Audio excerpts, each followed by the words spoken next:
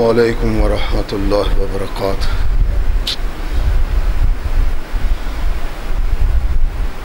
الحمد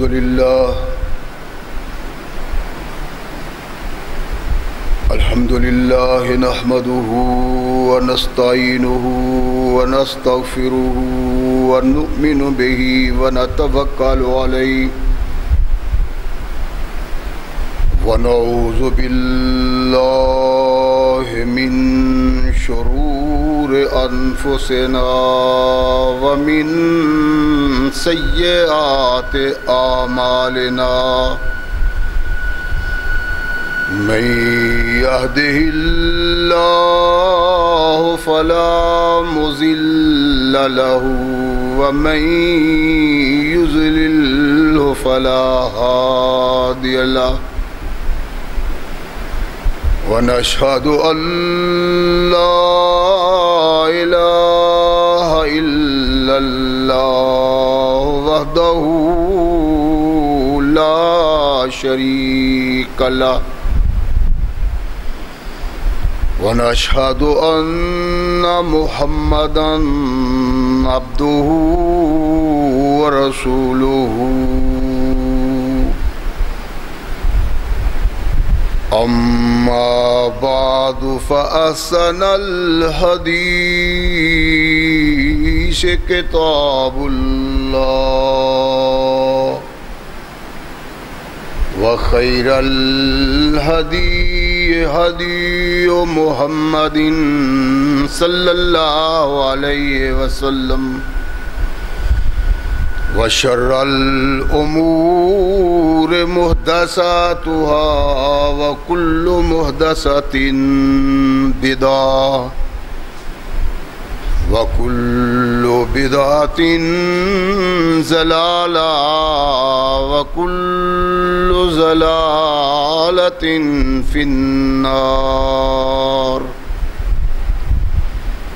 أما بعد فأعوذ بالله السميع العليم من الشيطان الرجيم من همزه ونفخه ونفثه بسم الله الرحمن الرحيم وَإِذْ قَالَ إِبْرَاهِيمُ رَبِّ اجْعَلْ هَٰذَا بَلَدًا آمِنًا وَارْزُقْ أَهْلَهُ مِنَ الثَّمَرَاتِ مَنْ آمَنَ مِنْهُمْ بِاللَّهِ وَالْيَوْمِ الْآخِرِ قال ومن كفر فأمتعه قليلا ثم أضطره إلى عذاب النار وبئس المصير۔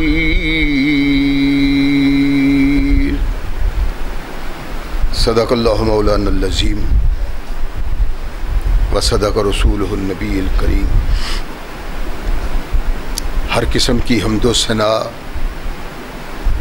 تعریفات و توصیفات اس خالق و مالک کے لیے ہیں جس نے اس ساری کائنات کو تخلیق دیا اور اس کی حسن و آبادی کے لیے حضرت انسان کو تخلیق فرمایا۔ کروڑوں درود و سلام اس ہستی مقدس پہ جس کا نام نامی اسم گرامی ہے محمد۔ لاکھوں رحمتیں ان نفوس قدسیہ پہ کہ جنہوں نے سرور کائنات علیہ الصلاۃ والسلام سے اس ضابطۂ حیات کو وصول کیا اور اس کو ہم تک پہنچانے کے لیے اپنا تن من دھن قربان کر دیا۔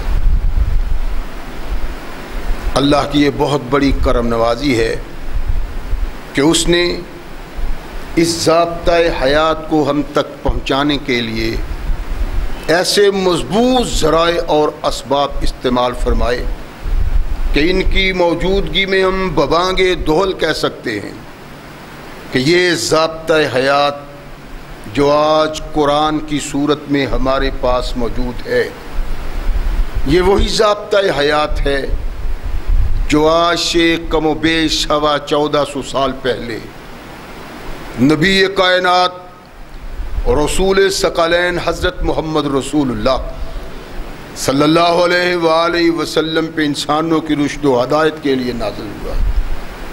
اللہ کی اس کرم نوازی پہ ہم جس قدر بھی اس کا شکریہ ادا کریں، کما حقہ ہو اس کا شکریہ ادا نہیں ہوتا، اس لیے کہ یہ ضابطۂ حیات وہ دستور المتقی ہے کہ اگر انسان اس سے تعلق پیدا کر لے تو یہ قرآن اس کی دنیاوی زندگی میں ایک عظیم انقلاب پیدا کر دیتا ہے، اور اگر اس کو اپنے جسم و روح پہ جاری و طاری کر لیا جائے تو یہی وہ واحد ضابطۂ حیات ہے جو انسان کو دنیا کے ساتھ ساتھ عاقبت کی کامیابی کی ضمانت بھی دیتا ہے۔ مگر صدحیف ایسے ضابطۂ حیات کی موجودگی کے باوجود، ایسے دستور الحیات کی موجودگی کے باوجود ہم اتنے بد نصیب ہیں کہ نہ دنیا اور نہ آخرت۔ اس کا سبب یہ ہے کہ اپنی بد نصیبی کے سبب ہم اتنا دور چلے گئے ہیں کہ شاید کوئی اس کا تصور بھی نہیں کر سکتا کہ من حیث القوم ہم اس سے اس قدر بیگانہ ہو گئے ہیں۔ ہماری زندگی کے لیل و نہار، ہمارا اٹھنا بیٹھنا، ہمارا ہر لمحہ اس کے اصول و ضوابط سے اعراض میں گزر رہا ہے، اور یہ تختہ از پہ بسنے والے مسلمانوں کی تباہی کا سبب ہے۔ اللہ اس مقدس کتاب میں اگر اپنے محبوبوں کا ذکر کرتا ہے تو اس ذکر سے مقصود و مطلوب یہ ہوتا ہے کہ ہر انسان اس پہ غور و فکر کرے اور خود کو ویسا بنانے کی کوشش کرے جیسے پہلے اللہ کے محبوب گزر چکے۔ بنائے کون؟ کوئی سنتا ہی نہیں، کوئی اس کی طرف توجہ ہی نہیں دیتا۔ بڑے بوڑھے تھے، انہوں نے توجہ نہیں دی۔ اگلی اولاد، اگلا پوش آ رہا ہے تو وہ دنیا میں اس قدر آلودہ ہیں، اس قدر مصروف ہیں کہ دنیا ہی دنیا، عاقبت کی کوئی فکر نہیں۔ اپنی اولاد کی فکر ماں باپ کو کرنی چاہیے تھی، ماں باپ بھی اس طرف دھیان نہیں دیتے، ان کا خیال اس طرف نہیں، اور من حیث القوم اغیار ہمیں اپنے خلف سے بہت دور کر دینا چاہتے ہیں۔ وہ سوچ نہ رہے، وہ فکر نہ رہے، وہ خیال نہ رہے، وہ تدبر نہ رہے، وہ عقل و شعور نہ رہے جو اس قرآن نے ہمارے آباء و اجداد میں پیدا کی تھی۔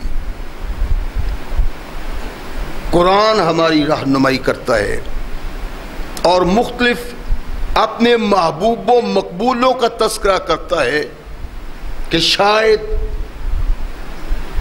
کوئی بیدار ہو جائے، کوئی پڑھ لے، کوئی اس کو دیکھ لے اور قوم کا کچھ بن جائے، لیکن ایسا فی الحال کچھ نظر نہیں آتا۔ اپنے ایک محبوب بندے کا اللہ تذکرہ کرتے ہیں کہ دیکھو یہ کیسا ہمارا محبوب تھا، اور اگر اس نے ہم سے وفا کی ہے تو ہم نے بھی قیامت تک اس کو زندہ رکھا ہے. اور یہ سبق ہے کہ جو اللہ کا بن جاتا ہے اللہ اس کا بن جاتا ہے، اور جس کا اللہ بن جائے کائنات میں کسی دوسرے کو اس کو حاجت نہیں رہتی. اللہ ارشاد فرماتے ہیں کہ ہمارا ایک بندہ تھا، ہمارا مقبول محبوب، جس کی ہم سے دوستی تھی. اس نے دوستی کو یوں نبھایا ہے کہ وفا کو 4 چاند لگ گئے.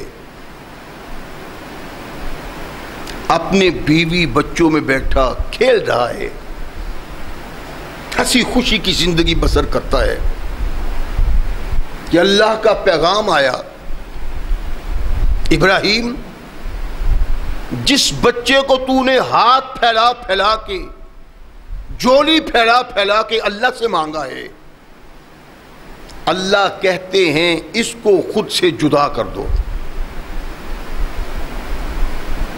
دیکھنا یہ ہے کہ اللہ اپنے بندے سے کب راضی ہوتا ہے اور کب اس کو محبوب قرار دیتا ہے. پھول ہی پھول نہیں، کلیاں ہی کلیاں نہیں کہ اٹھاتا جائے آدمی اور خوشبو دیکھتے جائے. کانٹے بھی ہیں، اور اللہ کے محبوب و مقبول لوگوں کے پیچھے پھولوں سے زیادہ کانٹے رہے. ابراہیم اس کو چھوڑو، خود سے جدا کر دو. اللہ دن رات دعائیں مانگ مانگ کے تجھ سے مانگا ہے، اور اب تو جدا کرنے کا حکم سنا رہا ہے. ذہن میں خیال پیدا ہوتا ہے، دل میں سوچ پیدا ہوتی، لیکن اس شخص کے دل میں کوئی سوچ پیدا نہیں ہوئی. اللہ کہاں؟ فرمایا جہاں ہم حکم دیتے ہیں، تم چلو، نکلو، لیے ہم چلتے ہیں. ابراہیم علیہ السلام اپنی بیوی کو لیا، دودھ پیتے بچے کو لیا، اللہ کے فرمان کے مطابق شام سے نکلتے ہیں، کنعان سے نکلتے ہیں، صحرائے عرب کا رخ کرتے ہیں. ایک مقام آیا کہ اللہ نے ارشاد فرمایا کہ ابراہیم یہاں اپنی صنف نازک محبوب بیوی کو صحرا میں چھوڑو، اور اس کے ساتھ اس کے بچے کو بھی، اور خود واپس چلو. ابراہیم علیہ السلام نے اللہ کے فرمان، اللہ کے حکم کے سامنے یوں سر تسلیم خم کیا کہ انسان اگر انسانی سلسلہ کی وفاؤں کو جھانکے تو ایسی وفا کہیں نظر نہیں آتی.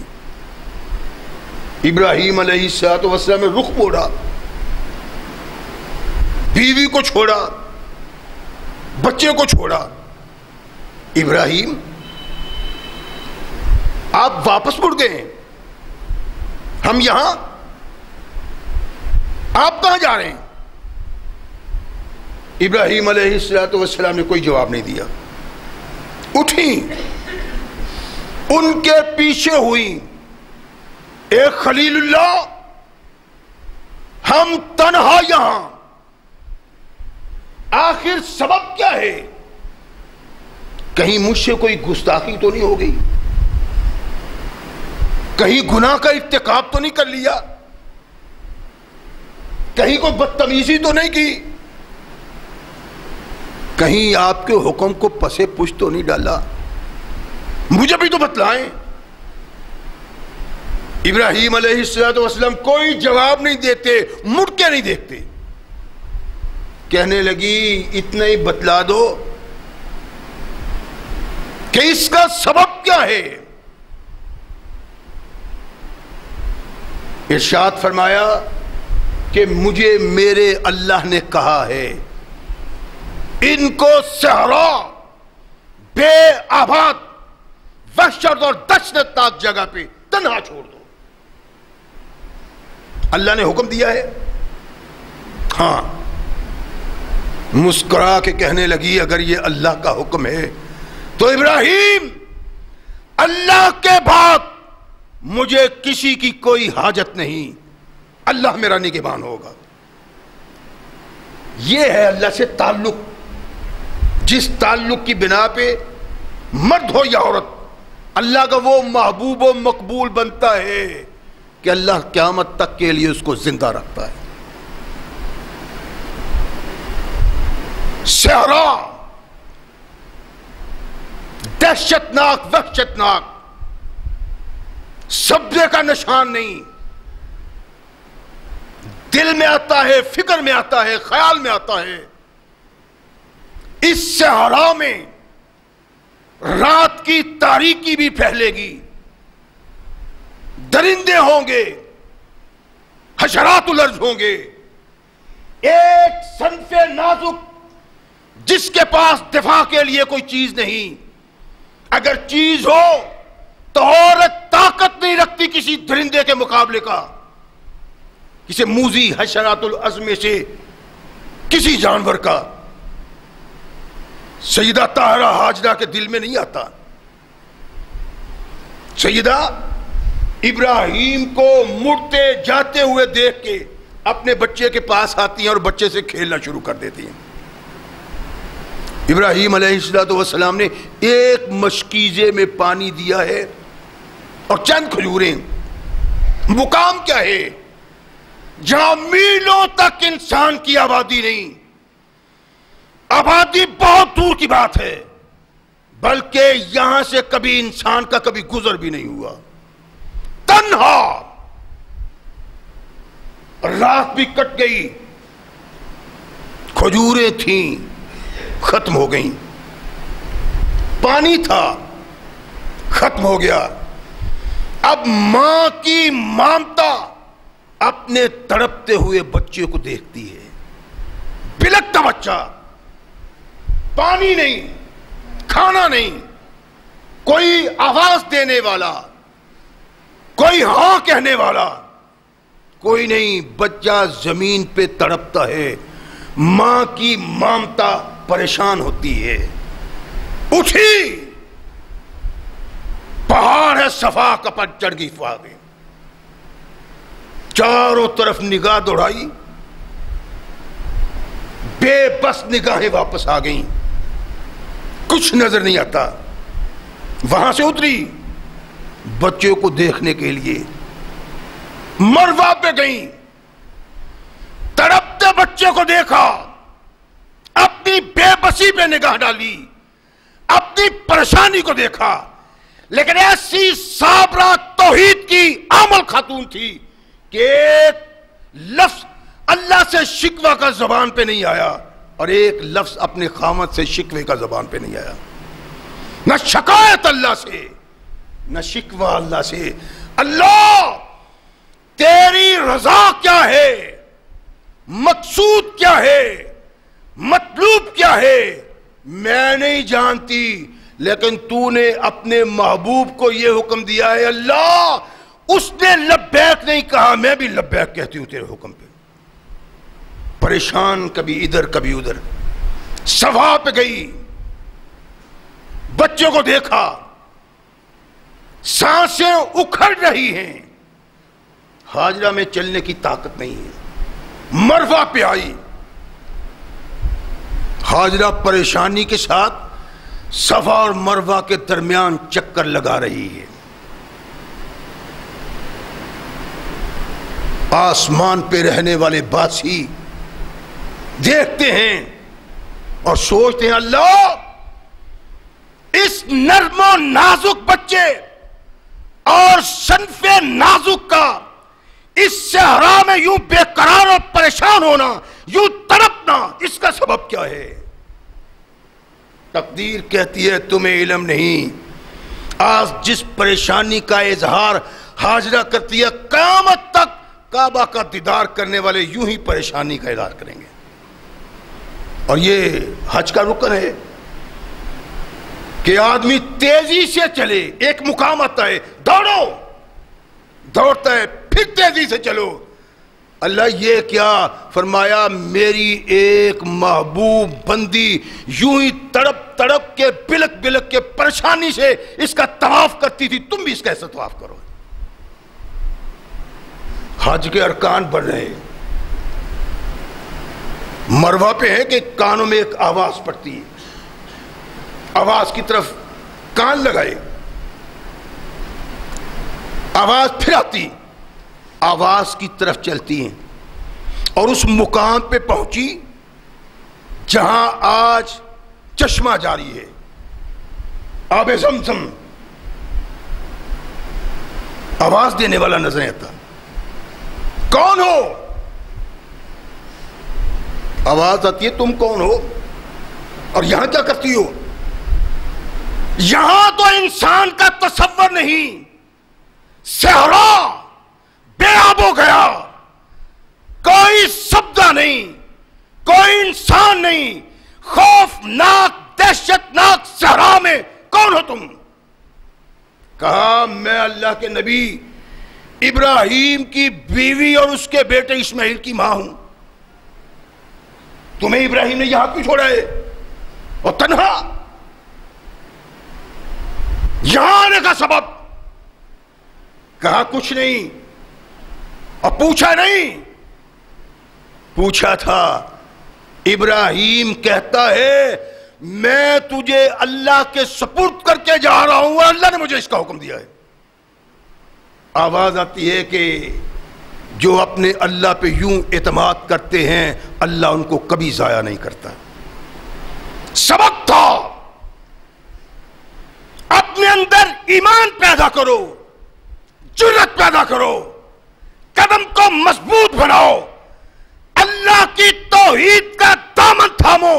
ساری کائنات کی طاقتیں تمہارے سامنے اگر دیوار بن جائیں تمہاری ٹھوکر سے تباہ ہو جائیں گی، لیکن تمہیں کوئی فرق نہیں پڑ سکتا. یہ ایک ایمان تھا جس ایمان نے مضبوطی پکڑی تھی حاجہ کے دل میں، اور تنہا صحرا میں وہ گھبراتی نہیں تھی.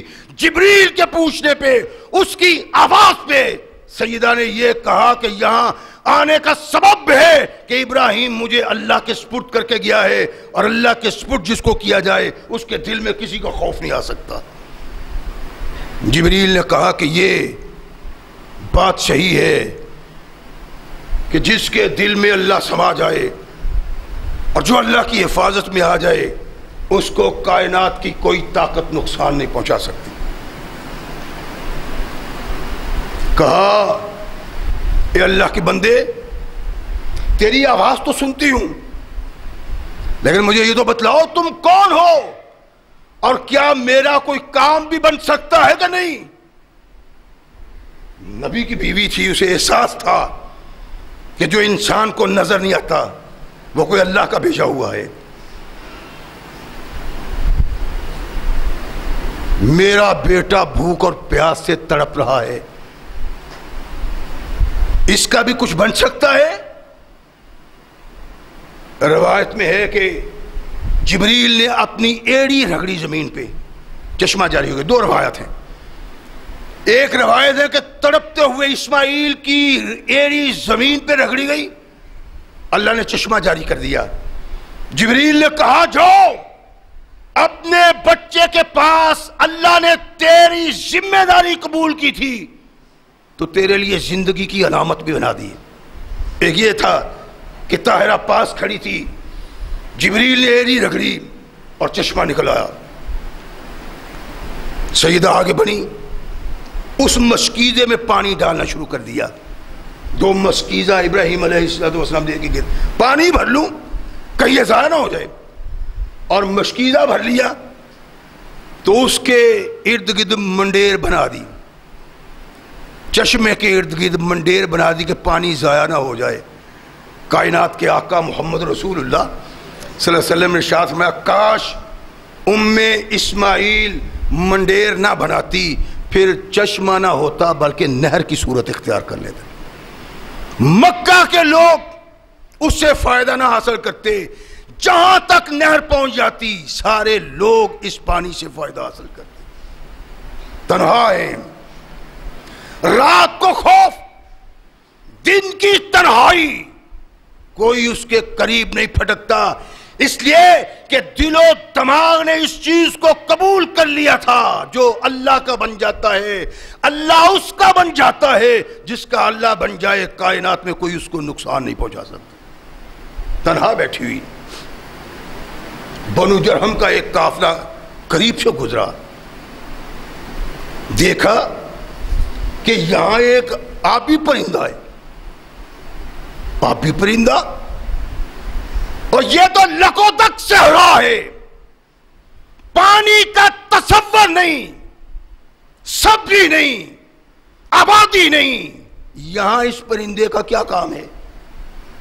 اپنے ساتھیوں کچھ کو کہا کہ جاؤ ارد گرد بھاگو، دیکھو، دوڑو، کوشش کرو کہ یہ پرندہ یہاں کیا کر رہا اور کیسے آ گیا ہے۔ لوگ گئے، چلتے پھرتے ہیں، ایک مقام پہ پہنچتا ہے، تو دیکھتا ہے کہ تنہا عورت،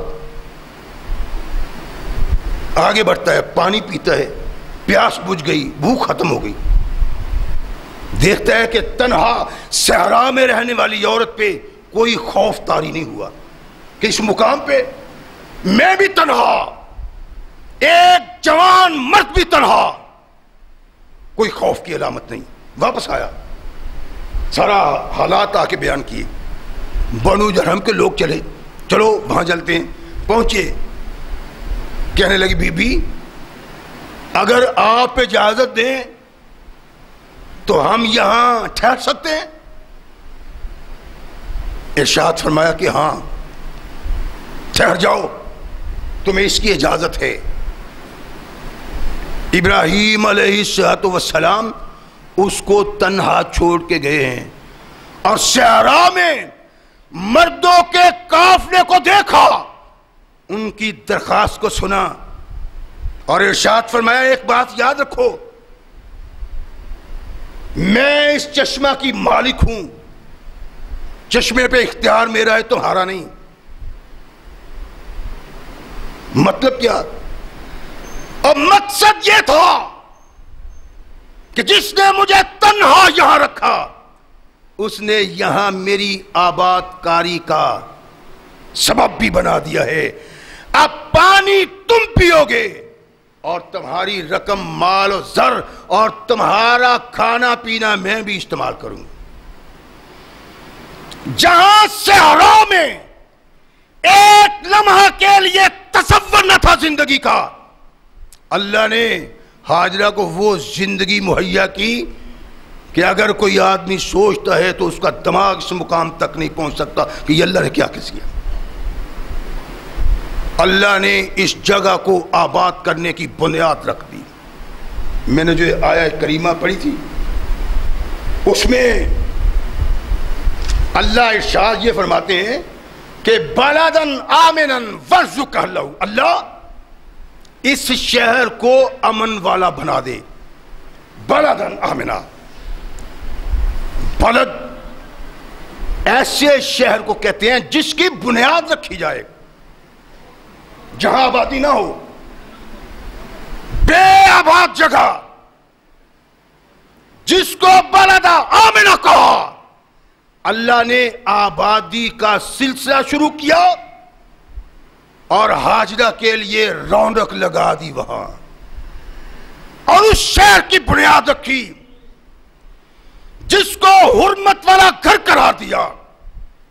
کائنات کے آقا محمد رسول اللہ صلی اللہ علیہ وسلم ارشاد فرماتے ہیں، تفاسیر میں ہے کہ ابراہیم علیہ السلام نے جب یار انہوں خاموش کرو کی ہو گیا، ابراہیم علیہ السلام نے جب ہاجرہ طاہرہ کو چھوڑا، سریہ کے مقام پہ آئے، دیکھا کہ ہاجرہ پیچھے نہیں آ رہی اور اس کو نظر بھی نہیں آ رہا، آسمانوں کی طرف نگاہ کی، اللہ سے دعا کی، ربنا انی اسکنتو من ذریتی بواد غیر ذی زرع اندہ بیتک المحرم، اللہ تنہا چھوڑ کے آیا ہوں، اس کی تنہائی کو دور تو نے کرنا ہے، لوگوں کے دل ان کی طرف مائل کر دو، ایسے رزق دو یہاں پیدا نہیں ہوتا، دور سے آئے پھلوں کا رزق دو۔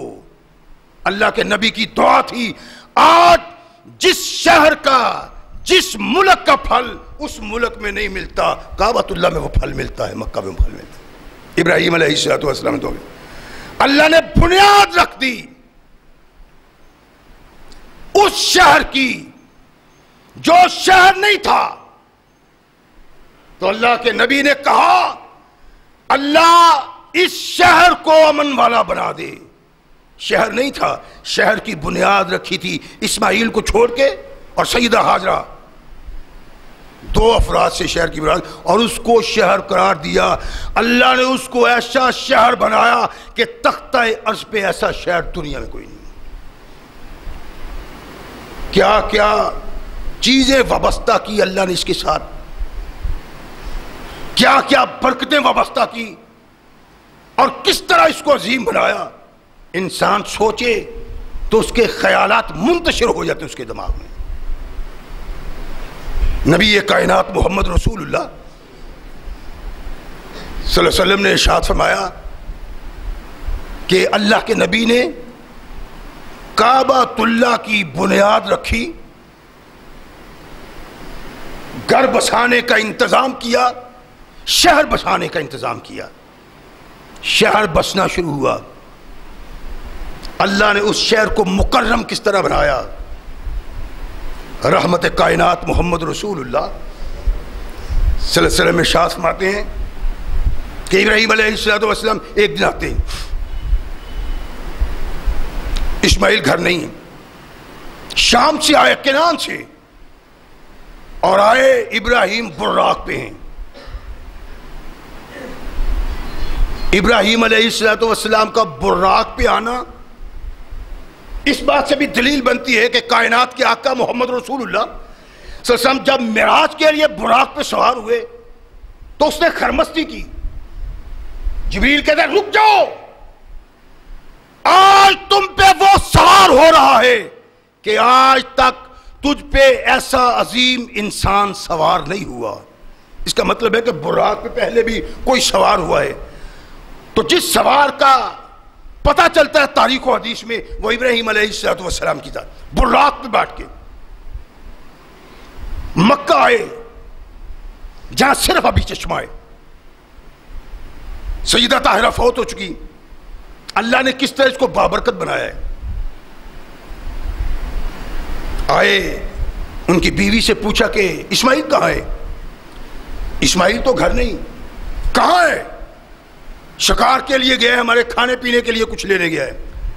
تمہارا گزر بسر کیسے ہوتا ہے؟ کہنے لگی گزر بسر کیا ہونا ہے، تنگ دستی ہے، فقر ہے، محتاجی ہے، پوری زندگی ہے، کچھ نہیں ہے پلے۔ ابراہیم علیہ السلام نے چند لمحے بات کی، ارشاد فرمایا میں جا رہا ہوں، اسماعیل آئے تو اس کو میری سلام کہنا، اور کہنا کہ اپنی چوکھٹ کو بدل دو۔ اسماعیل علیہ السلام تشریف لائے، نبی کے بیٹے تھے، خود نبی تھے۔ احساس ہوا کہ شاید کوئی محترم شخصیت آئی، کہنے لگے کوئی آیا تھا ہمارے گھر؟ ہاں، ایک بزرگ آئے تھے، خوبصورت چہرہ، بہترین نین و نقش، وہ تمہارے متعلق پوچھتے تھے۔ چلے گئے ہیں؟ کوئی کہہ کے بھی گئے ہیں کہ نہیں؟ کہنے لگی ہاں کہہ کے گئے ہیں کہ اسماعیل آئے تو اس کو کہنا کہ اپنی چوکھٹ بدل دو۔ اسماعیل علیہ السلام کہتے ہیں تجھے پتہ ہے وہ کون تھا؟ وہ میرا باپ تھا، اور مجھے کہہ گیا ہے تیری بیوی اللہ کی ناشکری ہے، ناشکری بیوی کو اپنے گھر میں نہ رکھو۔ سوچنے کی باتیں ہیں ہماری ماں بہنوں بیٹیوں کے لیے کہ اللہ کا نبی اس عورت کو ایک لمحہ کے لیے اپنے بیٹے کے ساتھ وابستہ نہیں دیکھتا، جو شکوہ کرتی ہے اللہ کی، شکایت کرتی ہے اللہ کی، تنگ دستی کی بات کرتی ہے، پریشانی کی بات کرتی ہے، اللہ کے احسان، اللہ کی مہربانیوں کا ذکر نہیں کرتی۔ اللہ کے نبی نے کہا بدل دو، کہنے لگے اب تم جاؤ، میرے باپ نے تجھے طلاق دینے کا کہا ہے۔ چلی گئی، پھر شادی کی۔ ابراہیم کچھ عرصہ بعد آئے، اسماعیل پھر گھر نہیں تھے۔ کہاں ہے؟ شکار کے لیے گئے، کھانے پینے کے لیے کچھ لانے کو گئے۔ اور تمہارا گزر بسر کیسا ہوتا ہے؟ گزر بسر الحمدللہ بہت ٹھیک ہے، آپ تشریف رکھیں، بزرگوں تشریف رکھیں، ہمارے پاس جو کچھ ہے آپ کی خدمت کرتے ہیں وہ بھی آ جائیں گے، تشریف رکھیں آپ۔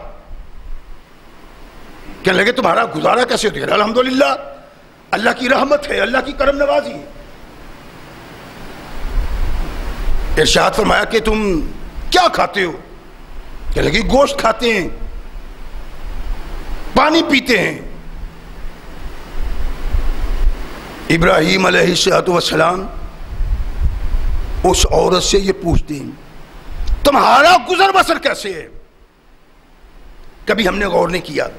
ایک نبی کائنات محمد رسول اللہ کی حدیث، اللہ کے نبی صلی اللہ علیہ وسلم فرماتے ہیں کہ عورت سبب نحوست ہے، اور دوسری بار ارشاد فرمایا کہ عورت سبب رحمت ہے۔ اللہ کے نبی نے عورت کو منحوس قرار دیا اور سبب رحمت قرار دیا۔ سبب کیا تھا؟ اس کا مطلب یہ ہے جو یوں اپنے رب کی ناشکری ہے، اپنے خاوند کی ناشکری ہے، اس کے وجود سے اپنے گھر میں اللہ کی ناراضگی نازل ہوتی ہے اور اللہ کی رحمت سے وہ گھر خالی ہو جاتا ہے۔ اور جو عورت اپنے اللہ کا شکر ادا کرتی ہے، اپنے خاوند کا شکر ادا کرتی ہے، وہ عورت اس گھر کے لیے رحمت کا سبب ہوتا ہے۔ کائنات کے آقا محمد رسول اللہ صلی اللہ علیہ وسلم ارشاد فرماتے ہیں کہ عورتوں اپنا کوئی بندوبست کرو۔ اللہ کے نبی کیا مطلب؟ ارشاد فرمایا میں نے جہنم میں عورتوں کی تعداد زیادہ دیکھی۔ وہ کیوں؟ اللہ کے نبی ارشاد فرمایا کہ تمہارا خاوند دن رات محنت مزدوری کر کے تمہارے لیے کمائی کر کے لاتا ہے، ایک دفعہ تمہاری مرضی کا کام نہ کرے، تم ساری زندگی اس کی رد کے رکھ دو۔ تیرا کھایا کیا ہے؟ تیرا پیا کیا ہے؟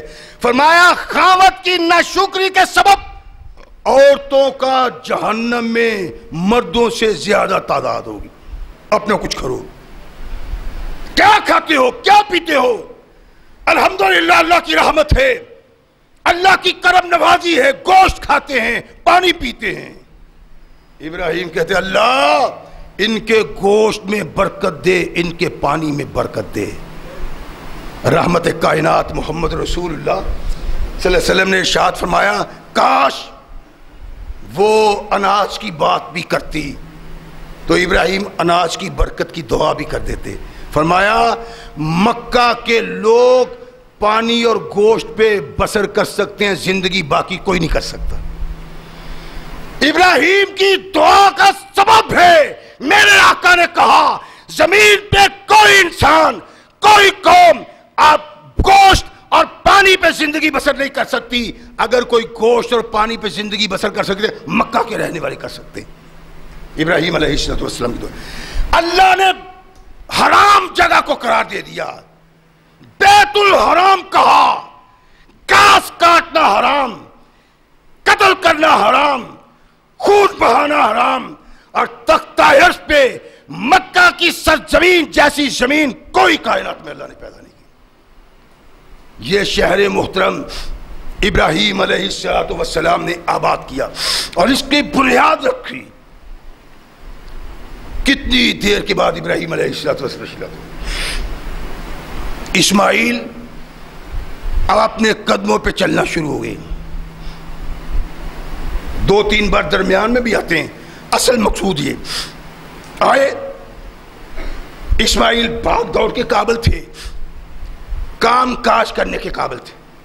بعض لوگوں نے بالکل چھوٹے بچے بیان کیے، لیکن نہیں، صحیح یہ ہے کہ اسماعیل علیہ السلام اب چلنے پھرنے اور کام کرنے کے قابل ہو گئے تھے. ابراہیم آئے, رہے بیٹھے, بیوی سے باتیں کی, بچے سے محبت و پیار کی باتیں کی. وقت گزر گیا, رات پڑ گئی, ابراہیم علیہ السلام سوئے ہوئے. اللہ کتاب میں ان لوگوں کا تذکرہ اس لیے کرتے ہیں کہ میرے محبوب محمد کی امت سمجھ جائے کہ اللہ کس طرح راضی ہو سکتا ہے, اللہ سے تعلق کس طرح نبھایا جا سکتا ہے, اللہ سے دوستی کس طرح نبھائی سکتی ہے.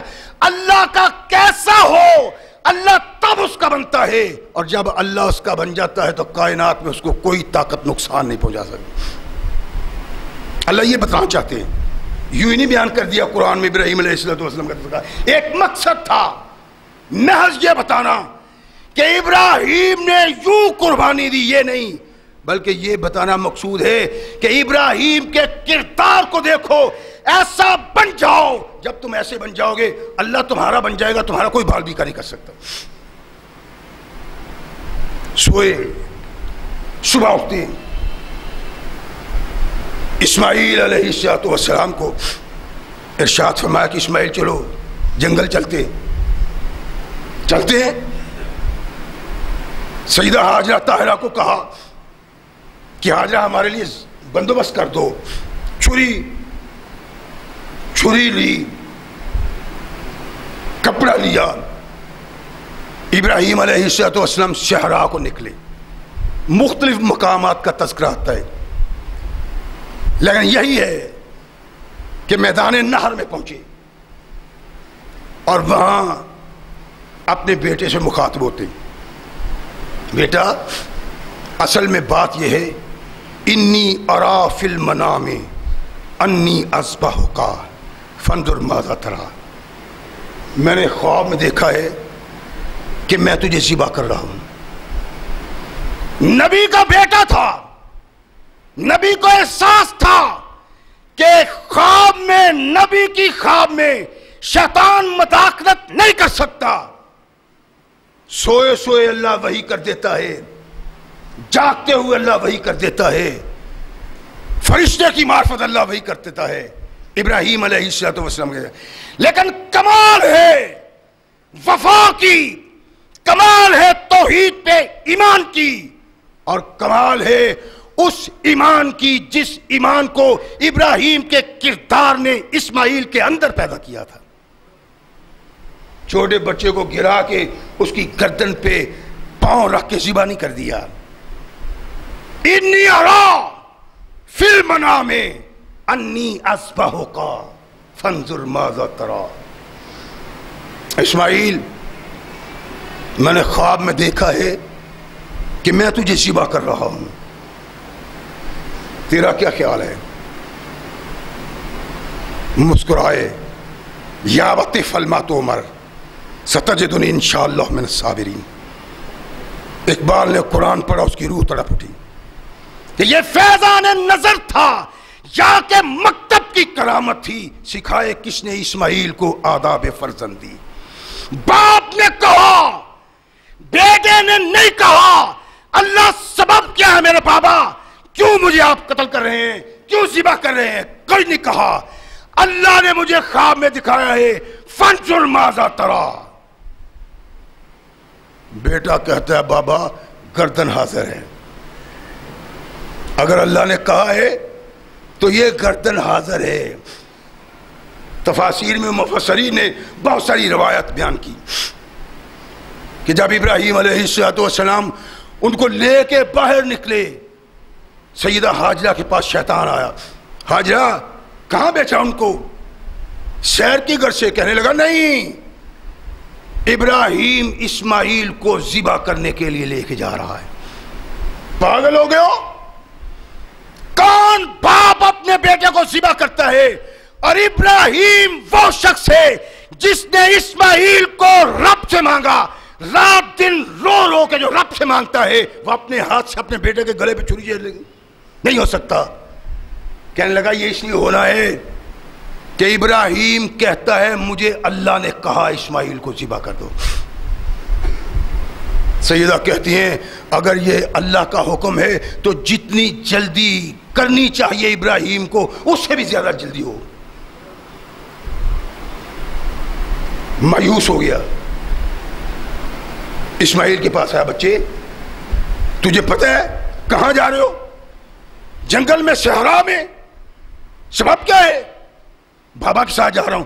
کہنے لگا تیرا بابا تجھے ذبح کرنا چاہتا ہے.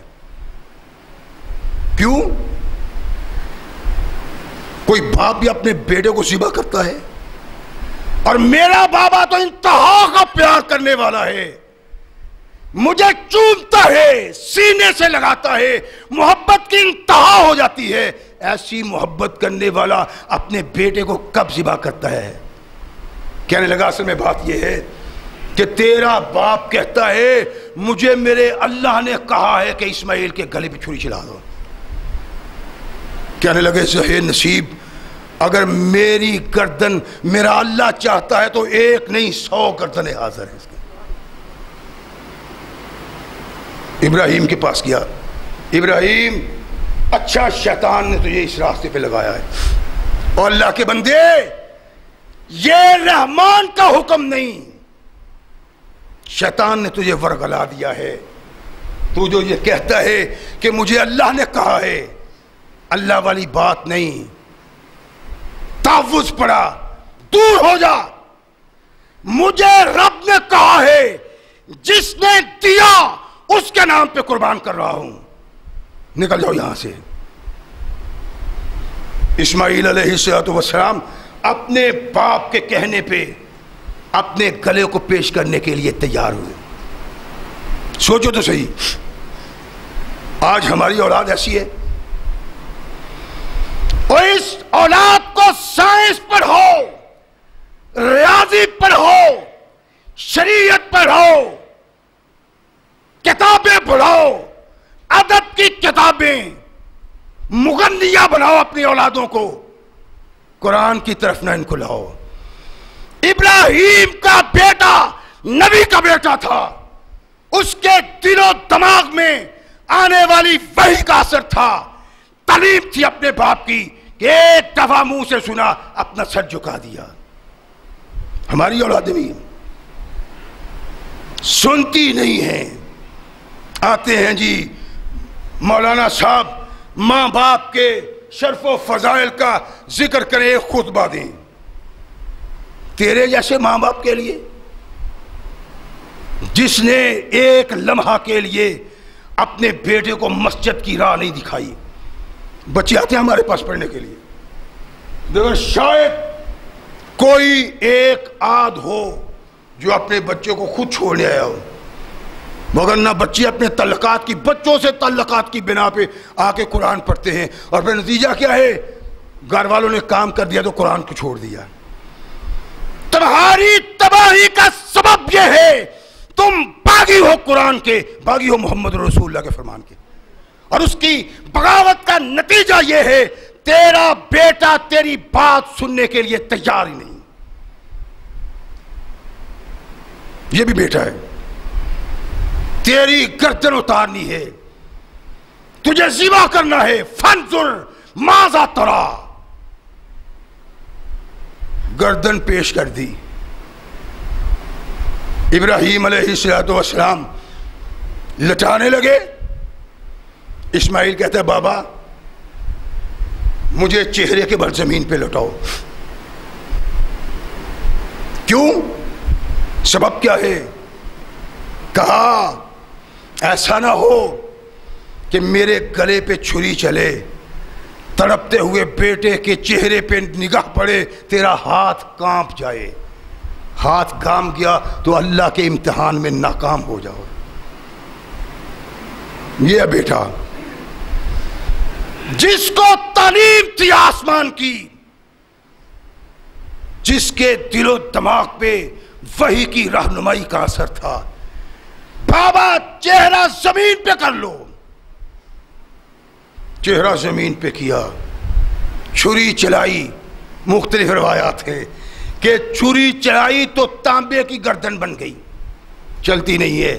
ایک روایت ہے کہ اللہ نے آسمان سے چھری کو خود مخاطب کیا، ایا سکینتو لا تقطعی، چھری اسماعیل کی گردن کاٹنی نہیں ہے۔ اسماعیل علیہ السلام کی گردن پہ چھری چلی،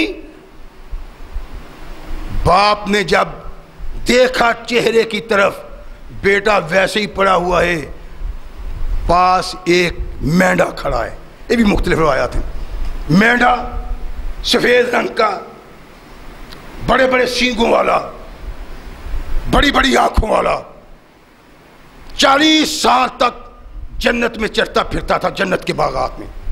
ایک اور روایت کہ یہ اصل میں وہ مینڈا تھا جو آدم کے بیٹے حابیل نے اللہ کے حضور قربانی کے لیے پیش کیا تھا، جس کی رنگت سرخی مائل تھی۔ ایک اور روایت ہے کہ یہ پہاڑی بکرا تھا، اور ایک روایت ہے کہ یہ جنگلی ہرن، نر ہرن تھا، کچھ بھی تھا۔